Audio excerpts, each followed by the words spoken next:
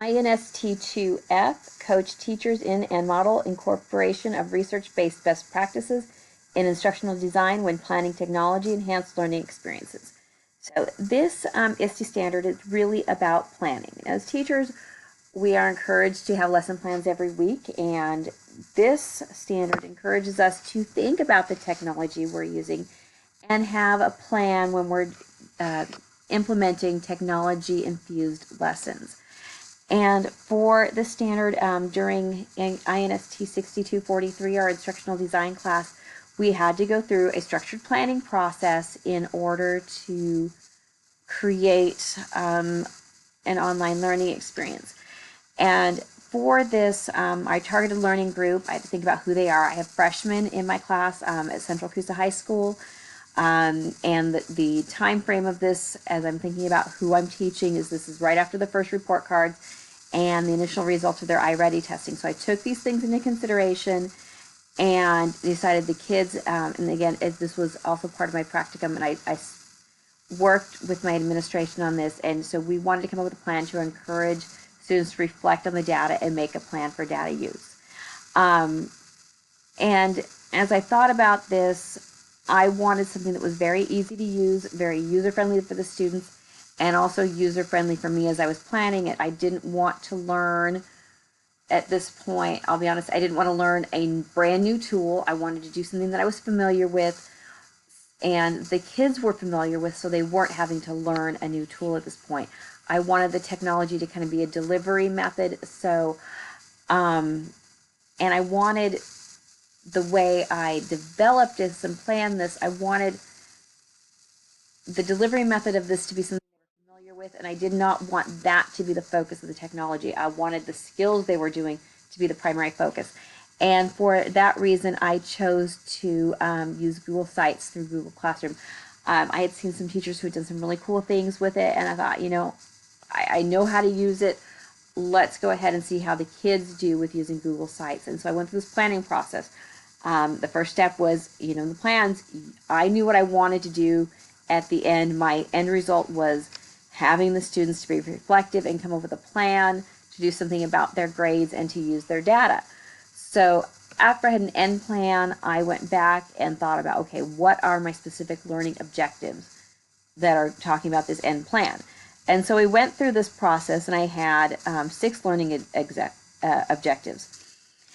And mastery would come as they completed each task in the module. And I went through this whole process. She asked us to come up with a storyboard. I kept it very simple. I had our section title, a home page that would take them back to the main page for the reach units, section 1, section 2, section 3, section 4, and the section content would go under that. I wanted it very simple and very streamlined. Sometimes we think technology has to have all these really cool bells and whistles, but sometimes simplest is best. And so I just kept this very, very simple as I went through this process. I didn't think it needed to be overly complex. So one of the challenges that I did face was that some of the students had had their YouTube access blocked, and so I had to think, what am I going to do to overcome this challenge?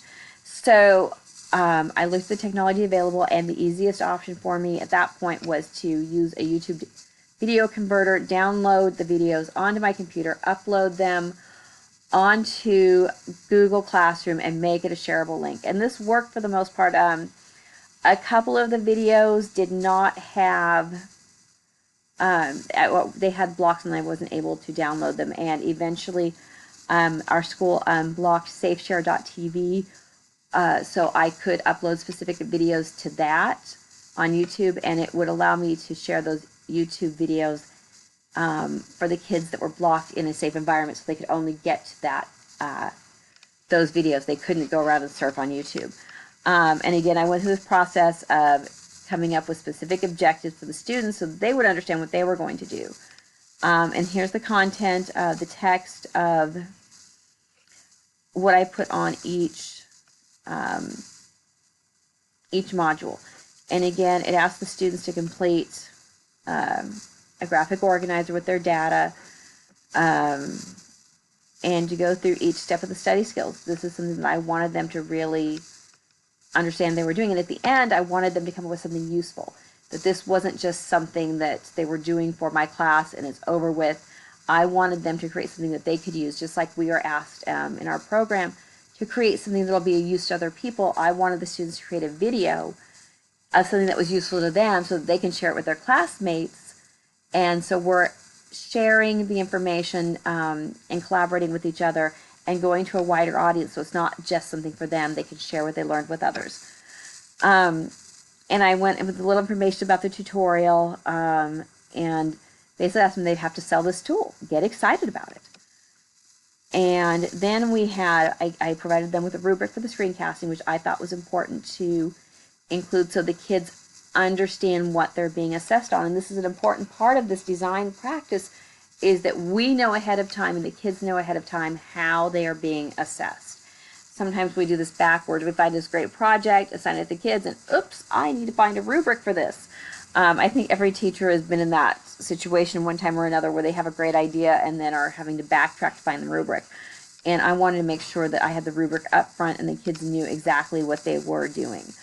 And it goes through all of those things like good grammar, audio, video quality. And at the very end, we were asked to reflect on our design process. And we used the Merrill's 5-star instructional design rating, which asks us some basic questions, kind of like with the rubric that we use for our students, and then give ourselves a score based off of this. You know, how are we doing when we're doing instructional design? Are we meeting the standards of Merrill's design rating? So, you know, some of these parts of the rubric didn't apply necessarily to what I was teaching the students. You know, not really having a strong aspect of demonstration because the kids aren't practicing a skill, but I do give them YouTube videos to help them along. And again, we have the kids, or asking them to apply what they've learned into a real world situation. Now, after this project was finished, we did have a chance to go through and reflect on our final process and our learning process in this. And I really enjoyed interacting with my peers on this and getting their feedback on how to streamline my objectives. I had originally thought about doing a very large project, and then I thought, no, I need to pull this back a little bit and do something within the time constraints that I had. And this is really effective for my teaching, because if I give my students a really big project and it's overwhelming for them, they're not going to be able to complete it. So I needed to remember to step back on the assignment and give it to them in smaller chunks. The students generally seem to enjoy the website. And, you know, eventually I would like to figure out how to make the Google sites a little more visually appealing. And we also had a chance to do this, do a little assessment strategy on this on ourselves to see how the students felt about it, our target group. So for my freshmen, you know, you have a wide variety of reactions. Some students were frustrated with it. They wanted to just make a poster, but the student came to me just today and said, you know, this wasn't as bad as I thought it was. So they actually ended up enjoying the screencasting assignment more than they thought. But the best was from a student who said that she liked doing these lessons better. She liked being able to write these things down, and actually saw her grade improve in one of the classes because of the study tools we did. So that was a great reflection from her, that she felt that this was successful for her because she did see her grade improve in one of her classes. And then we went through, again, a self-evaluation that allowed us to think about whether we met this Merrill's 5-star in our final draft. I didn't make a whole lot of changes between my rough draft, my prototype, and the final draft, except for changing one objective to be a little more clear. That is probably the only change that I made to this. And I think the final draft